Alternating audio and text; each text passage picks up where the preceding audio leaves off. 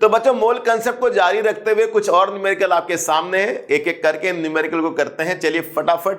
सबसे पहला न्यूमेरिकल है 12.044 इंटू 10 की power 23 molecule of CO2 at STP। तीन चीजें हमने निकालनी है, मास निकालना है, मोल निकालना है और वॉल्यूम निकालना है। तो सबसे पहले बच्चों मोल निकाल लेते हैं, फिर मोल से मास आ जाएगा और एक बार हमें मोल पता लग गया तो वॉल्यूम भी आ जाएगा।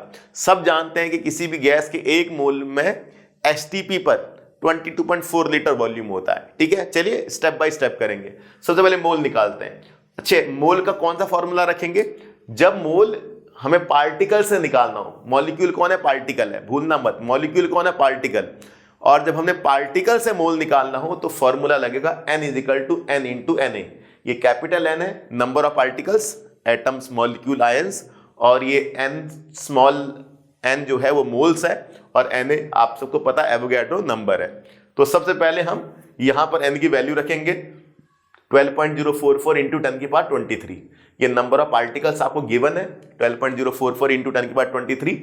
n हमारा मोल हो गया, और यहां पर Na की वैल्यू 6.022 इंटू 10 की पावर 23। ये 10 की पावर 23 और ये 10 की पावर 23 कैंसिल हो गया। ये 6.022 को जब हम 12.044 से डिवाइड करेंगे तो हमारे पास 2 मोल आ जाएंगे। ठीक है बच्चों, ये पूरा का पूरा कैंसिल हो जाएगा 2 टाइम्स, तो n क्या आ गया? 2 मोल्स। तो हमारे पास मोल्स निकल गए, यानी कि इतने मॉलिक्यूल्स में 2 मोल्स होंगे। सब जानते हैं कि किसी भी सब्सटेंस के एक मोल में 6.022 इंटू 10 की पावर 23 पार्टिकल्स होते हैं, और अगर हमारे पास 2 मोल्स हैं तो वो पार्टिकल ट्वाइस हो जाएंगे, यानी कि एक मोल में 6.022 इंटू 10 की पावर 23, 2 मोल्स में 12.044 10 की पावर 23। सिंपल सी बात है। तो हमारे पास इनडायरेक्टली भी हम निकाल सकते हैं, लेकिन एक फॉर्मेट में जब आप निकालते हो तो एग्जाम में मार्क्स मिलने में आसानी होती है। नहीं तो इस क्वेश्चन को आप सीधा सीधा निकाल सकते थे, एक मोल में 6.022 इंटू 10 की पावर 23 और 2 मोल्स में 12.044 इंटू 10 की पावर 23। तो इस तरह से 2 मोल्स आपका सीधा आ जाएगा, लेकिन अगर आप फॉर्मेट में निकालेंगे तो एग्जाम में मार्क्स मिल जाएंगे। इसके बाद मास निकालेंगे, तो मास हम कैसे निकालेंगे? N = given mass over molar mass. अब मोल से मास निकालना है, तो मोल से मास कैसे निकलेगा? मोल = given mass upon molar mass. और मोल कितना हमारा 2 है, गिवन मास हमारा x है, और मोलर मास कार्बन डाइऑक्साइड का निकाल लेते हैं। कैसे निकालेंगे कार्बन डाइऑक्साइड का मोलर मास? 12 + 2 × 16 = 44। तो मोलर मास हमारा 44, N हमारा मोल 2 आ गया, गिवन मास हमारा x कितना का 88 ग्राम आ गया। तो जाहिर बात है 88 ग्राम कहाँ है? 2 मोल्स में। एक मोल में कितना मास? जितना मोलर मास, और 2 मोल में कितना मास? ट्वाइस कर दीजिए, 88 ग्राम। वैसे भी आ जाएगा, लेकिन फॉर्मेट में करेंगे तो इससे आपको धीरे धीरे अंडरस्टैंडिंग और अच्छी हो जाएगी, एग्जाम मार्क्स भी आपको मिल जाते हैं। क्लियर? इसके बाद हमें वॉल्यूम निकालना है, कब? STP पर। तो वॉल्यूम का formula molar mass = 22.4 into mass upon volume. तो बताइए मोलर मास कितना हमारा? 44 है, 22.4 कांस्टेंट वैल्यू है, मास कितना हमारा? 88 ग्राम। देखिए मास कितना? 88 ग्राम, और मोलर मास कितना हमारा? 44, और नीचे कौन है? वॉल्यूम है। तो सब पता है, मोलर मास पता है, मास पता है, वॉल्यूम निकालना है। तो वॉल्यूम कैसे निकलेगा? 44 को 88 से डिवाइड कर दीजिए, 2 आया, और 2 को 22.4 से इंटू कर दीजिए, 44.8 लीटर वॉल्यूम आ गया। इनडायरेक्टली करेंगे तो कैसे? एक मोल का वॉल्यूम 22.4 लीटर, सब जानते हैं STP का वॉल्यूम 22.4 लीटर। एक मोल में अगर 22.4 लीटर वॉल्यूम होगा तो 2 मोल में कितना वॉल्यूम होगा? ट्वाइस कर दीजिए, 44.8 लीटर वॉल्यूम। इस तरह से बच्चों ये क्वेश्चन हमारा हो गया मोल कंसेप्ट का। पहला क्वेश्चन हमारा सॉल्व हो गया। अब सेकंड क्वेश्चन पर आते हैं, फाइंड मास। हमें मास निकालना है 10 मोल्स ऑफ मीथेन से, और फिर 12.044 इंटू 10 की पावर 23 एटम्स ऑफ सोडियम से। तो सबसे पहले हम मोल से मास निकालेंगे। तो मोल से मास निकलता सीधा given mass by molar mass, सीधा आपके पास फॉर्मूला है। तो मोल कितने आपके पास? 10, नंबर ऑफ मोल कितने? 10 है, और गिवन मास आपका x मान लिया, मोलर मास आपका 16। मोलर मास 16 कहां से आया? CH4। CH4 क्या है? 12 + 4 × 1 कितना आया? 16 आ गया। ठीक है बच्चों, तो मोलर मास 16, मोल आपका 10, x निकल जाएगा 160 ग्राम। तो सीधी सीधी बात हो गई कि 10 मोल्स में 160 ग्राम। एक मोल का मास 16, एक मोल का मास वही होता है जो मोलर मास होता है। तो एक मोल का मास 16, 10 मोल का मास 160। सीधे तौर पर भी आप निकाल सकते थे, लेकिन अगर आप फॉर्मेट में कोई क्वेश्चन निकालते हैं तो आपको इससे आसानी होती है। ठीक है, इसके बाद आपको क्या करना है, मास निकालना है एटम की हेल्प से। तो मास हम एटम की हेल्प से कैसे निकालेंगे, ये देखिए, ये आपके पास नंबर ऑफ एटम का फॉर्मूला है। एटम का मतलब पार्टिकल्स, और पार्टिकल जब भी आ जाए तो ये फॉर्मूला आपका लग जाता है, n is equal to small n into Na। ठीक है, नंबर ऑफ पार्टिकल आपके पास कितने हो गए, नंबर ऑफ पार्टिकल हो गए 12.044 इंटू 10⁻23, ये नंबर ऑफ पार्टिकल्स हो गए n। ठीक है, स्मॉल n आपके पास, ये स्मॉल n है, ये हम लोग अभी निकाल लेंगे। इससे पहले 6.022 इंटू 10⁻23 हमने क्या पुट कर दिया, Na पुट कर दिया। तो सिंपल बात, n की जगह पर 12.044 इंटू 10⁻23, Na की जगह पर 6.022 10⁻23, और स्मॉल n हम यहां से निकाल लेंगे, पूरा का पूरा कैंसिल हो जाएगा, 10⁻23 से ये डिवाइड हो जाएगा पूरा, और ये 2 टाइम्स आ जाएगा 2 मोल्स।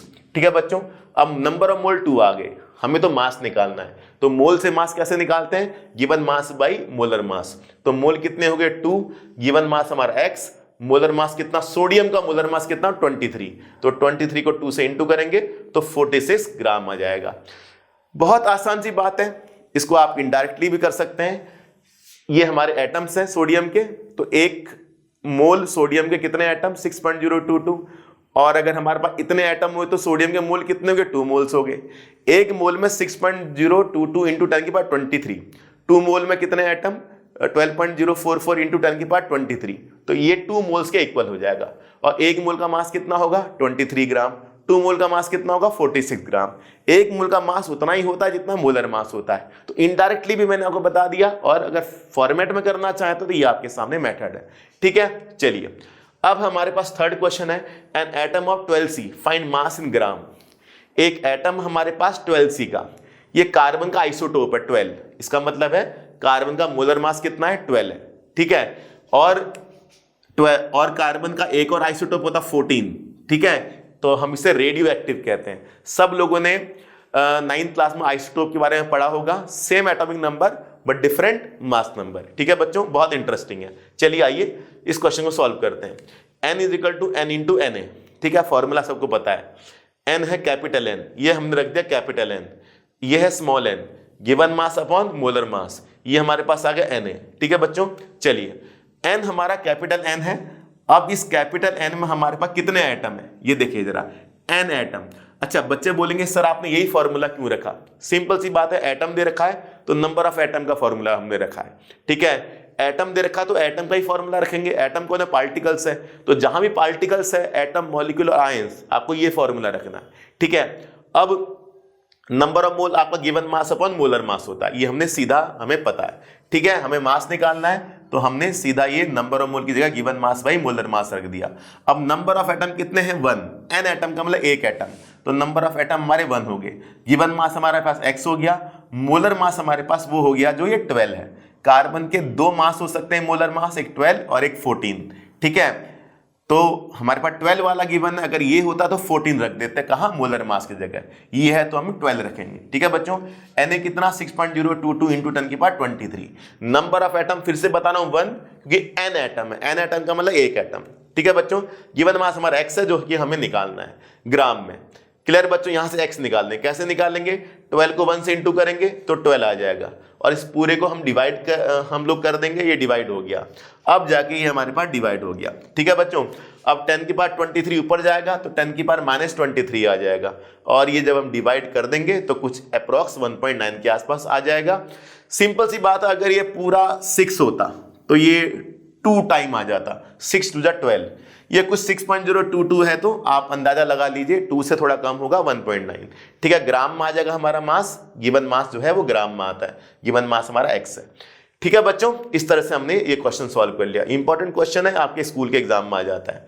अगला क्वेश्चन है 3 मोल्स ऑफ इथेन, C2H6 के 3 मोल्स हैं। ठीक है, क्या निकालना है, find number of moles of carbon, फिर निकालना number of moles of hydrogen, फिर निकालना नंबर ऑफ मॉलिक्यूल्स। ठीक है, number of molecule of ethane, ये हमें निकालना है, number of molecules of ethane. Clear है बच्चों, ये क्वेश्चन आपका है। अब मुझे बताइए जरा, सबसे पहले हम नंबर ऑफ मॉलिक्यूल्स निकाल लेते हैं इथेन के। ठीक है, क्योंकि मोल पता है तो नंबर ऑफ मॉलिक्यूल तो हमारे पास सीधे सीधे तौर पर आ ही जाएंगे। तो कैसे आएगा number of molecule, formula, number of particle का फॉर्मूला रख देंगे, स्मॉल इंटू Na। ठीक है बच्चों, तो स्मॉल n कितना है 3 मोल्स, स्मॉल n कितना है 3 मोल्स, और Na आपका मैंने एज इट इज लिख दिया, चाहे तो आप इसकी वैल्यू लिख दें 6.022 इंटू 10⁻23, मैंने उसको उसी तरह से लिख दिया जैसे ऊपर था। ये एक और तरीका होता है नंबर ऑफ मॉलिक्यूल निकालने का। तो कितने मॉलिक्यूल आ गए 3 Na मॉलिक्यूल्स आ गए, किसके, इथेन की बात हो रही है। तो नंबर ऑफ मॉलिक्यूल कैसे निकालते हैं सबको पता है ना, नंबर ऑफ मोल को एवोगैड्रो से इंटू कर देते हैं। तो इस तरह से नंबर ऑफ मॉलिक्यूल आ जाएंगे, इस मोल को एवोगैड्रो से इंटू कर देंगे। कितना आसान है बच्चों, ठीक है। तो सबसे पहले हमने थर्ड वाला पार्ट निकाला, अब हमें number of mole of carbon निकालने हैं और number of mole of hydrogen निकालने हैं। अब बच्चा यहां पर आगे फंस जाता है, तो ना फंसे तो इसके लिए मैं सिंपल सा तरीका आपको बता देता हूं। इथेन को ब्रेक कर दीजिए, C2H को तोड़ दीजिए। कैसे हम इसको तोड़ेंगे, 2 कार्बन में और 6 हाइड्रोजन में, ऐसे तोड़ देंगे, ठीक है। 1 mole of ethane 2 mole of carbon देगा। ये जो कॉफिशिएंट है ना 1 मोल पढ़ा करते हैं, इसे क्या पढ़ा करते हैं 1 मोल। 1 मोल इथेन 2 मोल कार्बन देगा। अगर ये 1 मोल है तो ये 2 मोल है, अगर ये 2 मोल हो तो ये 4 मोल है, ये 3 है तो ये 6 है। ये कार्बन जो है हमेशा इसके ट्वाइस है, ये 1 मोल तो ये 2 मोल, ये 2 मोल तो ये 4 मोल, ये 3 मोल तो ये 6 मोल। अब बताइए कितने मोल्स ऑफ कार्बन आए हमारे, कितने मोल्स ऑफ कार्बन आए 6 मोल्स आ गए। तो अगर 3 मोल ऑफ इथेन है तो कार्बन कितने होंगे 6 मोल होंगे, ट्वाइस हो जाएगा उसका। क्लियर है बच्चों, मैं आशा करता हूं समझ आया। इसके बाद हमारे पास हाइड्रोजन आया, ये 1 मोल है तो ये 6 मोल है, ये 2 मोल है तो ये 12 मोल है, ये 3 मोल है तो ये 18 मोल है। तो कितने मोल हाइड्रोजन क्या है 18 मोल्स आ गए। तो सिंपल सी बात है 1 mole of ethane 2 moles of carbon देगा, 3 mole of ethane 6 mole of carbon देगा, 1 mole of ethane 6 mole of hydrogen देगा, 3 mole of ethane 18 moles of hydrogen देगा। इस तरह से बच्चों ये पूरा क्वेश्चन हमारा सॉल्व हो गया। उम्मीद करता हूं बच्चों आपको अच्छे से समझ आ रहा है, ठीक है। Question number 5, find number of moles of 1 litre of water. 1 litre पानी के मोल निकालने। अब 1 लीटर पानी के मोल हम कैसे निकालें, बहुत सिंपल तरीका आपको मैं बता रहा हूं, देखिए 1 लीटर वाटर में 1000 मिलीलीटर होंगे। सिंपल सी बात है, 1 लीटर को हमने मिलीलीटर में चेंज कर दिया। जितने मिलीलीटर उतना ही ग्राम होता है वाटर के केस में, याद रखिए वाटर के केस में जितना मिलीलीटर उतने ग्राम। 1000 मिलीलीटर होंगे तो 1000 ग्राम होंगे। तो 1 लीटर पानी में 1000 मिलीलीटर होंगे और 1000 ग्राम होंगे, ठीक है। तो सिंपल सी बात है, हमेशा याद रखिए 1 लीटर ऑफ वाटर में 1000 ग्राम ऑफ वाटर होते हैं। क्यों होते हैं ये मैंने आंसर दे रखा है, उसको मैं भी एक्सप्लेन करता हूं, वेट एंड वॉच, ठीक है। बस 1000 ग्राम पानी आ गया, मोल्स निकालने। नंबर ऑफ मोल क्या होंगे, given mass by molar mass. कितना गिवन मास 1000, याद रखिए 1000 ग्राम। गिवन मास ग्राम में होता है, गिवन मास किस में होता है, ग्राम में। मोलर मास 18, वाटर का मोलर मास निकाल लेते हैं। कैसे निकालेंगे, 2 + 16, 18 मोलर मास हो गया। 18 से डिवाइड कर दिया तो कितने मोल आ गए 55.5 मोल्स। तो सिंपल सी बात है, नंबर ऑफ मोल्स कितने निकल गए 55.5। तो यहां से हमने कंसेप्ट सीख लिया हमेशा के लिए, 1 लीटर पानी में इतने मोल्स होते हैं 55.5, सीधा याद रख लीजिए, ठीक है। अगर हमने मॉलिक्यूल निकालने होते तो मॉलिक्यूल मोल से निकल ही जाते हैं, number of mole into Avogadro number. तो कई बार पूछते हैं 1 लीटर वाटर में कितने वाटर के मॉलिक्यूल्स होंगे, तो वाटर के मॉलिक्यूल्स के लिए मोल निकालने पड़ेंगे, मोल को एवोगैड्रो से इंटू कर दो। चलिए हम आपके लिए इंटू कर देते हैं, 55.5 Na मॉलिक्यूल्स होंगे वाटर के। इस तरह से आंसर आ गया, ठीक है बच्चों। अब आप पूछेंगे कि वाटर के 1 लीटर में 1000 ग्राम क्यों होते हैं, ठीक है। चलिए आइए इस बात को हम थोड़ा साबित आपको कर देते हैं। Density is equal to mass by volume, ठीक है। वाटर की डेंसिटी 1 होती है, क्या होती है वाटर की डेंसिटी 1 ग्राम पर मिलीलीटर। ये वाटर की डेंसिटी होती है फिक्स, कांस्टेंट। जैसे वाटर का बॉइलिंग पॉइंट फिक्स होता है 100 डिग्री सेल्सियस, वाटर का फ्रीजिंग पॉइंट फिक्स होता है 0 डिग्री सेल्सियस। वाटर की डेंसिटी फिक्स होती है 1 ग्राम पर मिलीलीटर, ठीक है। ये मास रख दिया। वॉल्यूम कितना, वॉल्यूम यहां पर कितना होगा बच्चों 1000 मिलीलीटर। तो यहां पर 1000 मिलीलीटर वॉल्यूम हो गया, ठीक है। चलिए, तो वाटर की डेंसिटी कितनी 1 ग्राम पर मिलीलीटर, मास अपनी जगह पर कायम है, वॉल्यूम हमारा 1000 मिलीलीटर। मिलीलीटर मिलीलीटर कैंसिल, 1000 1 से इंटू होगा 1000 ग्राम।